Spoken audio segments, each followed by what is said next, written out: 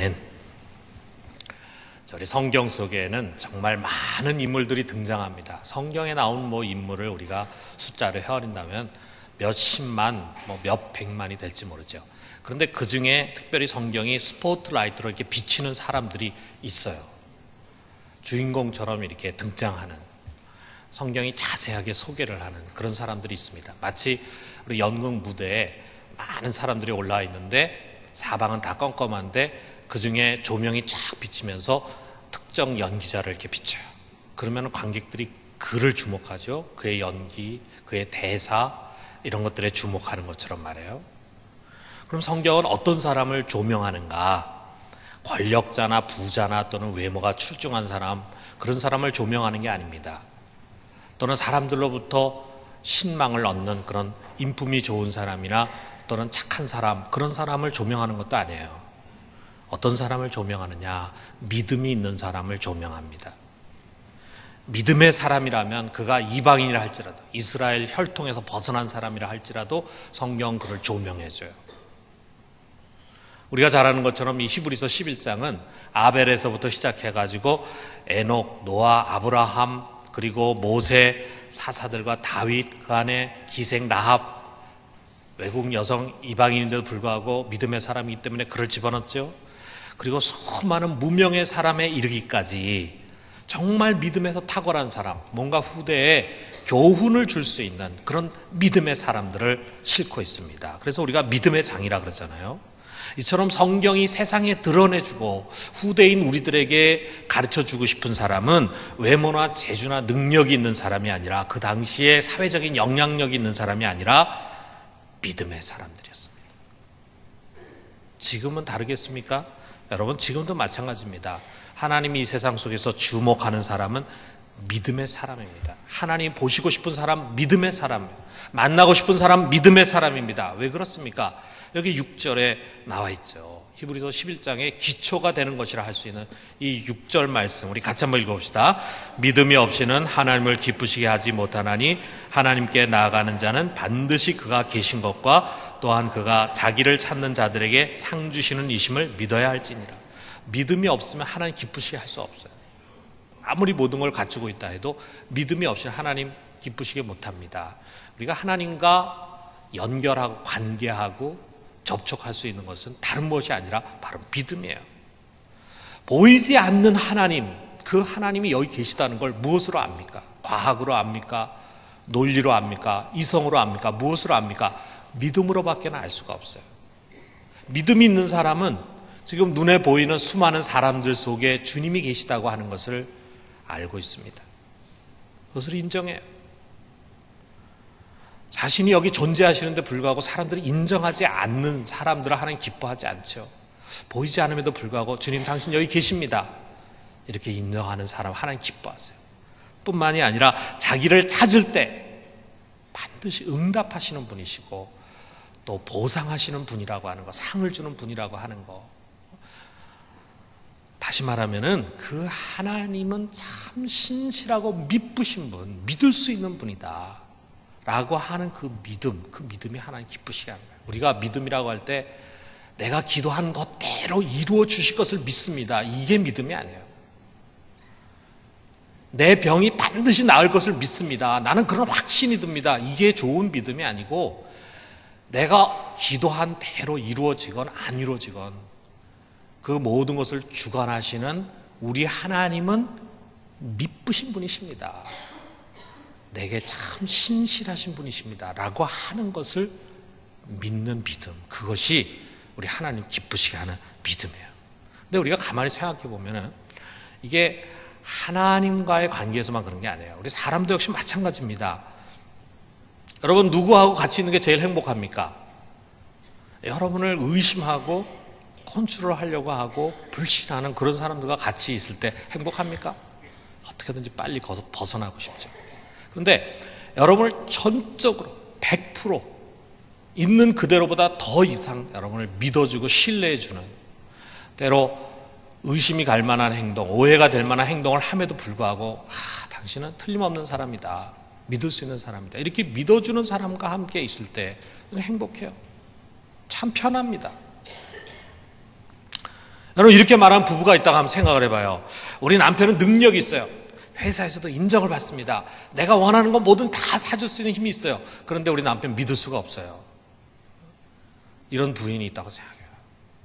남편은 능력인데 자기 믿지를 못해. 또 이런 말을 하는 아내가 있다고 생각해요. 우리 집사람은 정말 출중한 외모를 갖고 있습니다. 이쁩니다. 요리도 잘합니다. 성격도 좋습니다. 그런데 믿을 수가 없어요. 이렇게 부부가 서로를 의심하는 사이라면, 혹시나 내 남편이 내가 안 보는 데서, 내가 모르는 데서 바람 피우지 않을까, 그래가지고 남편 핸드폰 수시로 들척거리고 이메일, 혹시 이상한 이메일 오지 않았을까 몰래 보고, 이런 관계라면, 혹시나 내 아내가 내가 벌어다 주는 돈 가지고 쓸데없는 데로 낭비하면서 살림 제대로 못하고 사는 게 아닌가, 이렇게 의심하는 그런 관계라면, 이렇게 서로를 의심하는 부부라면은 그 부부는 결코 행복하지 않습니다. 아무리 90평 넘는 으리으리한 궁전 같은 아파트에 살아도, 다이아몬드로 온몸을 치렁치렁 감고 살아도 행복하지 않습니다. 그러나 서로를 깊이 신뢰하는 부부 있잖아요. 우리 교회도 그런 부부가 참 많아요. 서로를 신뢰해 살다 보면은 때로 오해가 될 만한 일들이 왜 없겠어요. 내가 늘 그 옆에 붙어 있는 건 아니잖아요. 멀리 떨어져 살 수도 있고, 또 내가 없는 곳에 갈 수도 있고, 또 내가 오해할 만한 그런 행동을 할 수도 있음에도 불구하고 나는 내 남편 믿습니다. 나는 내 아내를 믿습니다. 이렇게 믿어주고 신뢰하는 부부, 그 가정은 참 견고하죠. 안정돼 있죠. 여러분, 여러분의 남편이 말이에요, 말 한 마리를, 그 비싼 말 한 마리를 끌고 이걸 팔아가지고 내가 더 좋은 거 가져오겠다 해가지고 나중에 들어올 때 썩은 사과 한 자루를 들고 들어왔다. 그런다면 여러분, 그걸 어떻게 대하시겠습니까? 아마 여기 앉아있는 우리 부인들 아마 분통이 터져가지고 가만히 있지 못할 거예요. 막 큰 대판 싸움이 날 겁니다. 자, 여러분 아시죠? 우리 어릴 때 읽었던 동화, 안데르센의 동화 중에 썩은 사과라는 동화가 나오잖아요. 물론 애들이 읽는 거지만 참 그 속에 깊은 교훈이 있어요. 어떻게 보면 우리가 결혼 생활하고 부부 생활하면서 우리에게 굉장히 도전을 주는 그런 동화가 아닌가 생각해요. 노부부, 가난한 노부부가 있는데 어떻게 보면 전 재산이라고 할 수 있는 말 한 마리가 있는데, 이제 이 말을 좀 팔아가지고 좀 더 쓸모 있는 물건과 바꿔야 되겠다 해가지고 이제 할아버지가 그 말을 끌고 시장으로 갔습니다. 시장에 가서 보니까 암소가 있어요. 그 암소하고 바꿨어요. 그 다음에 그 암소를 끌고 조금 가다 보니까 양이 있는데 그 양하고 또 바꿉니다. 그 다음에 그 양을 가지고 암탉하고 바꿔요. 그리고 그 암탉을 가져오다가 썩은 사과를 파는 데가 있어가지고 그 썩은 사과 한 자라고 바꿉니다. 결과적으로는 그 비싼 말을 들고 나가지고 썩은 사과하고 바꿔가지고 오게 되는데, 한 주점에 들러가지고 자기가 어떻게 매매했는가 하는 거를 자랑스럽게 이야기하니까 저쪽 구석에서 그것을 듣고 있던 한 부자가 할아버지에게 말합니다. 당신 오늘 집에 들어가면 틀림없이 마누라한테 쫓겨날 것이다. 그러니까 이 할아버지 말하는 것이, 아니 우리 마누라 아마 좋아할걸, 그런 거예요. 그러니까 이 부자가 내게 합시다. 만약에 당신 부인이 당신 얘기 듣고 당신 쫓아내지 않고 화내지 않고 좋아한다면 내가 이 금화 한 자를 주겠어 한 거예요. 이 사람이 진짜 줄지도 모른다는 생각을 요만큼 했다면 그렇게 안 했겠죠. 이 사람의 말 속에는, 만약 오늘 당신 마누라가 당신 쫓아내지 않으면 내 손에 장을 지져라, 이렇게 아마 생각을 하고 내기를 했을 겁니다. 그렇게 해가지고 할아버지하고 집에 가서 이 사람은 창문 사이로 이제 엿듣습니다. 이제 할아버지가 오늘 장에 가서 자기가 매매한 것을 할머니에게 설명을 하는데, 하나하나 바꿨다, 이걸 이것으로 바꿨다 할 때마다 할머니가 끊임없이 맞장구를 치면서 좋아하는 거예요. 말을 암소하고 바꿨다고요? 야, 그러면 여보, 당신 내가 매 우유 좋아하는 거 알고 우유 주려고 이렇게 바꿨죠? 너무 고마워요. 아니 그 암소를 또 양하고 바꿨다고요? 그 양, 거기서 털이 나올 때 양털로 입는 옷 얼마나 따뜻하겠어요. 고마워요. 그 양을 또 암탉하고 바꿨다고요? 야, 매일 계란을 먹을 수 있으니 얼마나 좋습니까? 참 잘하셨네요. 그리고 마지막에 그 닭을 썩은 사과 바꿨다 하니까 할머니가 더없이 행복해하면서 하는 말이, 영감 고마워요. 내가 좋아하는 사과 파이를 매일 해 먹을 수 있어서 참 좋겠네요. 이렇게 얘기했다 이거예요. 이 말을 듣고 있던 이 부자가 이 부부간의 깊은 그 신뢰, 이것을 보면서 감동해가지고 기꺼이 그 금화 한 자루를 준 거예요. 그러니까 서로를 깊이 신뢰하는 이 부부는 큰 돈을 얻게 된 거죠. 자, 우리가 참 과연 그런 사람이 있을까? 그런 사람이 있겠습니까? 많은 이 동화를 통해서 안데르센이 이야기하려고 했던 거는 부부라면은 서로 깊이 신뢰하는 것이 중요하다. 그것이 행복이다. 사람 관계에서도 이 믿음이라고 하는 것보다 더 귀한 선물 없습니다. 그런데 문제가 있는데 이 믿음이라고 하는 것은 억지로 되는 것이 아니라 이거죠. 믿어줘야지 라고 해서 내가 믿게 되질 않아요. 부부는 서로 믿어야 살아. 믿어야 행복해. 그러니까 당신 나 무조건 믿어. 이렇게 남편이 얘기한다고 아내가 믿어집니까? 그게? 우리가 결혼식에서 서로 믿음에 대한 서약을 하죠. 서약을 하는데 부부 생활 하다 보면은 자꾸 오해되는 일이 생기는 거예요. 믿기 어려운 일들이 생깁니다. 왜 저런 식으로 말하고 행동하지? 저 사람이 저렇게 행동하는데 과연 나를 사랑하는 걸까? 나를 과연 귀하게 여기는 건가? 나를 아끼는 건가? 이런 데 회의가 와요. 도대체 저놈의 속을 내가 어떻게 알아? 이렇게 하면서 서로 불신하고 오해하고 하다 보면은 그게 서로 다툼이 되고 갈등이 되는 것입니다. 그런데 우리가 이제 그런 처음에 이제 신혼살림 하다 보면은 서로를 잘 모르니까 이렇게 서로 툭탁툭탁 거리면서 오해하고, 왜 당신은 내가 하는 말마다 그렇게 고지고대로 듣지 않고 자꾸 오해해서 들어? 왜 당신은 자꾸 그렇게 삐딱하게 생각해? 이렇게 하면서 이제 막 툭탁거리는 일들이 많이 있죠. 이제 그러다가 20년 같이 살고 30년, 40년 이렇게 같이 살다 보면은, 그렇게 하면서 산전수전 다 겪다 보면은 남편은 아내를 알아가게 되고 아내는 남편을 알아가게 되는 거예요.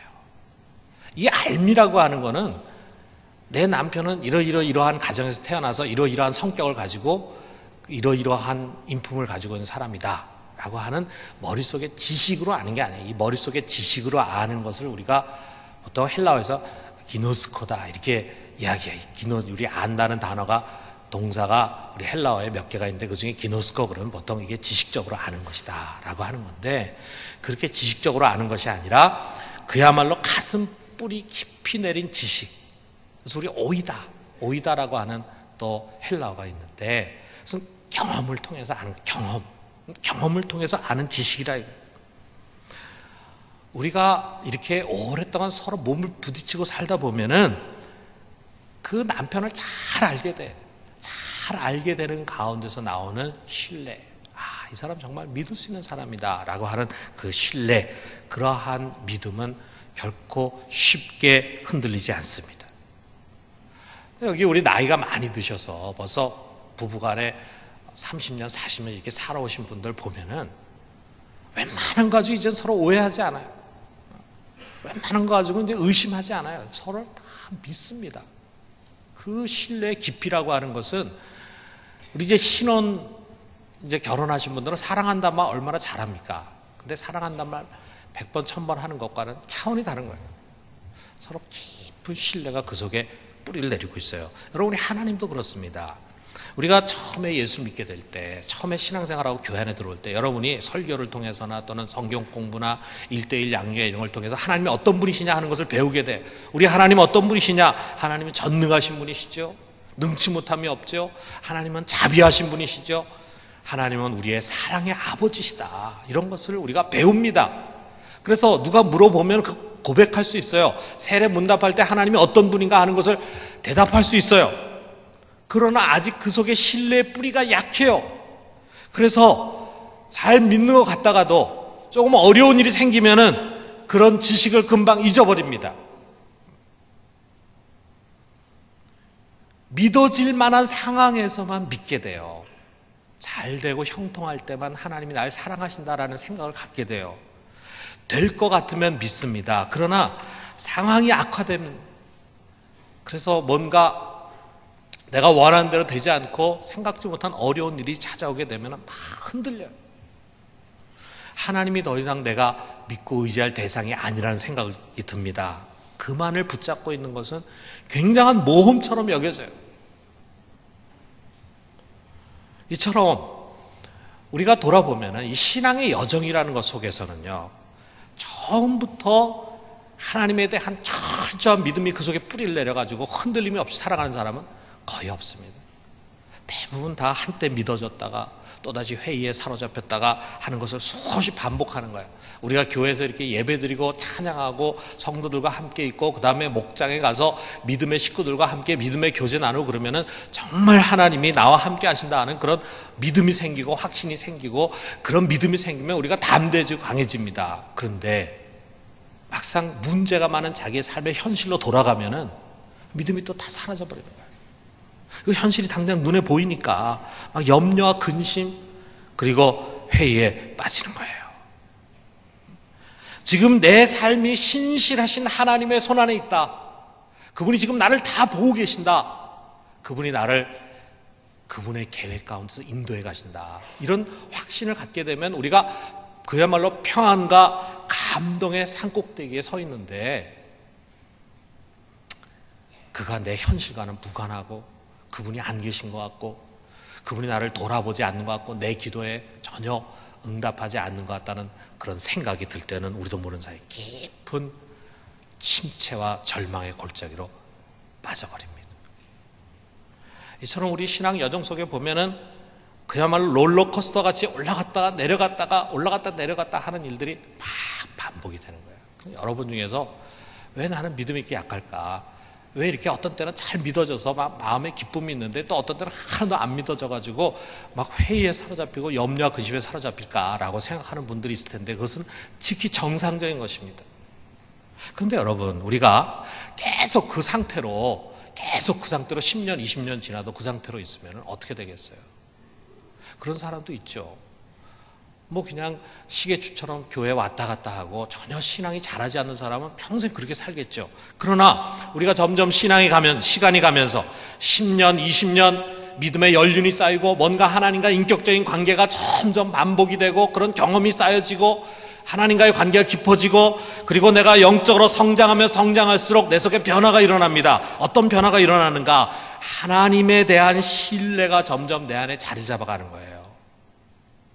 하나님, 그분은 내가 믿을 수 있는 분이다. 미쁘신 하나님이다. 신실하신 분이다. 라고 하는 것에 대한 믿음이 우리 속에 뿌리를 내립니다. 이렇게 세월 속에서 영적으로 성장하는 가운데서, 물론 그 사이에 롤러코스터가 없는 것은 아니겠지만 점차적으로 여러분과 내 속에 형성된 그 신뢰는 감정적이지 않습니다. 우리로 하여금 어려운 상황 속에서도 하나님을 의심하지 않고 뭔가를 기대하게 해주는 거예요. 지금 보면 이게 안 되는 것 같지만 틀림없이 하나님이 신실하시기 때문에 뭔가 다른 길을 예비하고 계실 것이다. 이런 기대가 있어요. 기대가 있으면 우리도 모르는 사이 염려와 근심으로부터 해방이 되는 거예요. 여러분, 여기에 에녹, 노아, 아브라함 다 마찬가지입니다. 하나님과 수십 년 사귀고 동행하고 하나님과 수백 년 서로 같이 동행하고 사귀고 하는 가운데서 하나님을 알게 돼요. 정말 세상에 어떤 누구와도 비교할 수 없을 만큼 신실하신 분이구나. 그를 신뢰해요. 그래서 여러분 아는 것처럼 우리 노아는 홍수 심판에 대한 예고를 받았어요. 아직 날씨가 화창하고 비가 올 기미가 전혀 보이지 않는 가운데 그는 방주를 짓는데 온 힘을 기울입니다. 온 일색을 바쳐요. 왜 그렇습니까? 하나님이 하신 말씀 반드시 시행한다고 하는 것을 그는 알고 있었기 때문이에요. 아브라함은 그 하나님이 어느 날 자기 아비집 고향을 다 떠나라라고 하는 명령을 하셨을 때 순종했습니다. 그리고 어디로 가야 할지 갈 바를 알지 못하였지만 하나님이 약속하신 기업을 기대하면서 나갔어요. 왜 그렇습니까? 그는 하나님의 축복의 언약을 신뢰했기 때문이에요. 내가 복을 받을 뿐만 아니라 너로 말미암아 모든 민족이 복을 받으리라는 그 약속의 말씀 굳게 믿고 기대하면서 자기의 정든 고향을 떠났습니다. 그의 나이가 100세가 됐어요. 그의 아내 사라의 나이가 90세가 됐어요. 그러나 자식이 없습니다. 이제는 더 이상 노쇠해가지고 남자의 기능, 여자의 기능을 다 잃어버렸어요. 애를 낳을 수가 없습니다. 애를 낳는 것은 불가능합니다. 그런 가운데서 그들이 이삭을 아들로 얻었습니다. 그렇게 얻은 아들을 얼마 지나지 않아서 하나님 또 바치라고 그랬어요. 하나님이 그를 제물로 바치라고 하는 그 명령에 아브라함은 토를 달지 않고 순종했습니다.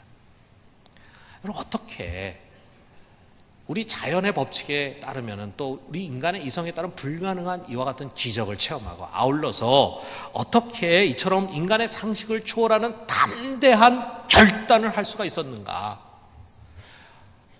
어떻게 이게 가능한가? 그 답은 하나입니다. 아브라함이 그에게 명령하시고 그에게 축복해 주시는 하나님을 철저하게 믿었기 때문이에요. 절대로 하나님은 나를 불행한 가운데로 끌고 가지 않는다. 이걸 굳게 믿었습니다. 그래서 로마서 4장 17절에서 18절에 보면은 그가 믿은 바 하나님은 죽은 자를 살리시며 없는 것을 있는 것으로 부르시는 이시니라. 아브라함이 바랄 수 없는 중에 바라고 믿었습니다. 하나님은 우리 인간이 생각할 때 가능해 보이는 것을 할 수 있는 그런 정도의 믿음이 아니었다 이거. 하나님은 없는 것을 있는 것처럼 부르고 죽은 자를 살리시는 분이고, 그렇기 때문에 아브라함 바랄 수 없는 중에 지금 처해 있는 상황은 다 불가능하고 도저히 여기서 기대할 수 없는 상황이었지만 그 상황에서 그는 바랐습니다. 기대했습니다. 그는 현실을 주목하지 않고 미쁘신 하나님의 약속을 붙잡았어요. 이런 믿음이 하나님 기쁘시게 했다 이거예요. 하나님도 아시잖아요. 지금 믿을 만한 상황에서 자기를 믿는 것인지 전혀 믿을 수 없는 상황에서 자기를 믿는 것인지 아시잖아요. 근데 전혀 믿을 수 없는 곳에서는 대부분 사람들이 안 믿어요. 그런데 아브라함 믿었다 이거예요. 하나님 이걸 기뻐하셨어요. 그리고 이것을 의로 여기셨다 그랬어요. 이것이 보이지 않는 하나님을 기쁘게 하고 영화롭게 하는 최고의 선물입니다. 여러분, 지금도 마찬가지예요. 하나님 여러분과 내 속에 이 믿음 찾으십니다. 이 믿음의 선물로 여러분 하나님을 기쁘시게 하고 있습니까? 정말 바랄 수 없어요. 지금 내가 처해 있는 상황은 바랄 수 없고 기대할 수 없어요. 그럼에도 불구하고 의지하는 믿음, 모든 것이 불가능한 현실에서도 그의 약속을 붙잡는 믿음, 정말로 절망스러운 상황에서도 모든 것을 기대하는 믿음, 하나님이 알고 계십니다. 여러분, 우리 중에서도 지금 예를 들면 평탄하게 살아가는 분들도 있잖아요. 큰 문제 없이. 그런 가운데도 하나님을, 나는 당신을 믿습니다, 신뢰합니다, 하나님의 선하신 인도하심 굳게 믿습니다 라고 하는 찬송보다도 우리 중에 보면은 지금 정말 치유하기 어려운 병으로 좌절할 수밖에 없는 그런 상황 속에 있는 분들 있잖아요. 그리고 정말 경제적으로 이걸 헤쳐나갈 수 있는 가능성이 전혀 보이지 않는 그런 절망스러운 상황 속에 있는 분들 있잖아요. 그럼에도 불구하고 그러나 하나님 당신 신실하시기에 나는 당신의 구원하심과 당신의 역사하심을 믿습니다, 기대합니다. 이건 차원이 다른 거예요. 누가 하나님 더 기쁘시게 할 수 있겠습니까? 여러분, 이런 하나님에 대한 전적인 신뢰는 쉬운 것이 아니지만, 그러나 우리가 하나님이 참으로 미쁘신 분이라고 하는 것을 안다면 어렵지 않은 거예요. 우리 하나님 정말 신실하십니다. 신실하고 믿을 수 있는 분입니다. 여러분, 이거 믿으십니까? 다른 세상의 다른 사람이나 다른 세상의 어떤 것은 우리가 믿을 수 없어도 우리 하나님만큼은 절대로 변하지 않는 신실한 분. 이걸 우리가 어떻게 아느냐? 지금까지 우리가 신앙생활 해온 길을 돌아보면은 내가 처음에 예수 믿고 하나님을 만나고 인격적인 체험을 하고 그와 더불어 동행하면서 살아온 삶의 길을 반추해 보면은요, 증거가 많아요. 이걸 우리가 간증이라고 말하죠. 하나님이 신실하지 않았으면은 과연 내가 여기까지 올 수 있었을까? 과연 내가 거기서 살아날 수 있었을까? 과연 내가 거기서 구원받을 수 있었을까? 아마 우리는 하나님이 신실하지 않았다면 벌써 망했을 것입니다. 나의 삶이 그것을 증언해요. 그러나 그보다 더 확실한 증거가 있습니다. 진짜 증거. 그런데 이 확실한 증거를 우리 성경에 여기 지금 소개되고 있는 노아나 아브라함 이런 사람들은 갖지 못했어요. 무슨 말이냐? 여러분, 예를 들면 이런 거예요. 자, 대통령인데 대통령이 이런 약속을 국민들에 했습니다. 여러분, 제가 임기를 마치면은 저의 전 재산을 사회에 환원하겠습니다. 다 들여서 사회에 환원하겠습니다. 정말 이게 쉬운 게 아니잖아요. 과연 그럴까? 대통령 옆에서 대통령이 항상 자기가 한 말에 대해서는 책임을 지는 것을 지금까지 본 측근들은 그 말을 믿을 수 있겠죠. 그렇지만 대부분의 국민들은 반신반의할 겁니다. 말뿐이겠지 뭘 하겠어. 이리저리 거짓말하면서 또 흉내만 내다가 끝나겠지. 이런 생각을 하는 사람도 많이 있을 거라 이거예요. 그런데 그가 진짜 퇴임을 했어요. 퇴임을 하면서 자기 약속을 그대로 이행했어요. 그래가지고 그의 전 재산이 기부된 그 확실한 증거가 언론에 보도가 됐습니다. 그러면 그것을 본 국민들이 이제 믿겠습니까? 안 믿겠습니까? 이제는 그 증거를 가졌으니까, 그가 말로 약속한 게 아니라 그 약속을 이행한 증거를 분명히 보게 됐으니까, 야, 정말 이 대통령은 그 인격과 말에 있어서 믿을 수 있는 사람이다. 이런 생각 갖잖아요? 우리가 약속할 때는 아직 그 사람 믿지 못합니다. 그러나 그 약속을 시행할 때 우리 그 증거를 보고는 그 사람 믿을 수 있는 것처럼, 우리 하나님 굉장히 많은 약속의 말씀을 여기에 주셨어요. 성경 속에. 그래서 구약, 옛날 약속, 신약, 새 약속입니다. 수많은 약속들인데 그 약속 중에서 가장 중요하면서도 가장 지키기 어려운 약속이 있는데, 그게 뭐냐? 우리를 죄로부터 구원하기 위해서, 우리에게 영원한 생명을 주기 위해서 메시아를 보내는데 그의 아들을 보내겠다고 하는 약속이에요. 구약의 선진들, 여기 노아라든지 아브라함이라든지 에녹이나 이런 사람들도 다 그 약속을 받았죠. 그러나 그들은 증거는 보지 못했어요. 그것이 아직 성취되지 않았어요. 그러나 여러분, 우리는 어떻습니까? 우리는 그 증거를 봤어요. 때가 되었을 때 하나님께서 정말 약속한 대로 그의 독생자를 희생 제물로, 화목 제물로 우리에게 내어주셨습니다. 그래서 로마서 5장 8절에 있는 말씀을 같이 한번 읽어봅시다. 우리가 아직 죄인 되었을 때 그리스도께서 우리를 위하여 죽으심으로 하나님께서 우리에 대한 자기의 사랑을 확증하셨느니라. 여러분, 예수 그리스도, 그 예수 그리스도가 이 땅에 오셔서 십자가에 못 박혀 죽으시고 부활하신 거 우리 믿잖아요. 그것이 바로 하나님의 신실하심에 대한 증거입니다. 우리 사람들은 다 누구나 약속하지만 그걸 잘 못 지킵니다. 특별히 어려운 약속 잘 못 지킵니다. 많은 희생이 따른 약속 못 지킵니다. 그런데 우리 하나님은 자기 입에서 나간 그 말씀을 반드시 지킨다라고 하는 것을 그의 아들을 통해서, 십자가를 통해서 증거해 주셨어요. 그런데 우리가 보면은 노아라든지 아브라함이 여기 믿음의 용사로 등장하는 대부분의 사람들은 그 증거를 얻지 못했어요. 그냥 약속만 받았음에도 불구하고 하나님이 신실하신 분이시다, 반드시 이루실 것이다, 이렇게 고백을 했어요. 우리 증거를 받았잖아요. 그러면 증거를 받은 우리가 그들보다 더 하나님을 신뢰해야 되지 않겠어요? 그렇지 않습니까? 그들은 아직 예수를 보지 못하고 하나님 믿었는데 우리는 예수를 보고 그 증거를 가지고 우리 하나님 믿는다면 정말 하나님 신뢰해야 되지 않겠습니까? 아브라함과 사라에게 믿으셨던 그 하나님, 그래서 그들이 그렇게 아들을 기다렸지만 다 썩은 고목이 될 때까지 아들을 얻지 못했지만, 그러나 겨우 마침내 이삭을 얻게 해주셨던 그 신실하신 하나님은 그의 자녀된 우리들에게 더욱 신실하신 분이십니다.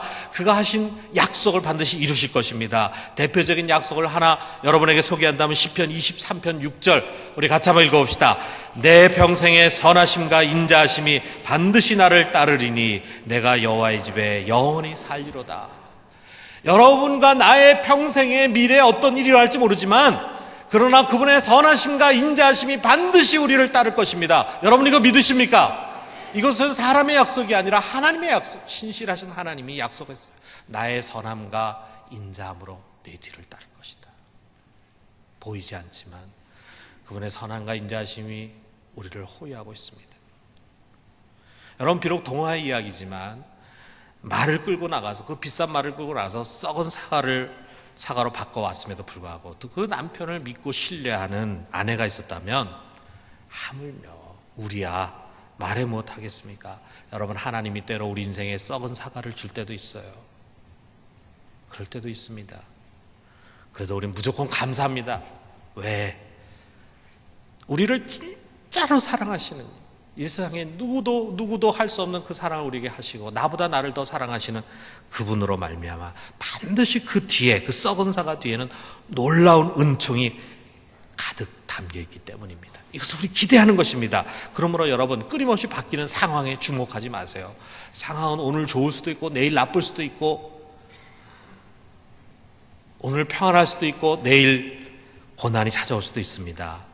그 상황에 주목하지 마세요. 변하기 쉬운 사람을 의지하지 마세요. 오직 신실하신 그만을 바라봅시다. 십자가를 붙듭시다. 거기에 우리 하나님의 신실함의 증거가 담겨져 있습니다. 기가 막힌 방법으로, 우리가 전혀 예측하지 못한 방법으로 길을 열어주실 그를 기대해요. 그의 선하심과 인자하심을 기대해요. 우리가 이렇게 믿기 어려운 가운데서 하나님 믿으면 하나님 기뻐하십니다. 그리고 하나님 기뻐하시면 더 응답을 잘해 주십니다. 여러분, 우리 하나님이 우리 가운데 계신 것과 자기를 찾는 자에게 반드시 응답하시는 분이심을 우리 굳게 믿읍시다. 이 믿음 가지고 올 1년 동안 하나님을 기쁘시게 하는 우리 승리하는 신앙의 삶이 되기를 주님의 이름으로 축원합니다.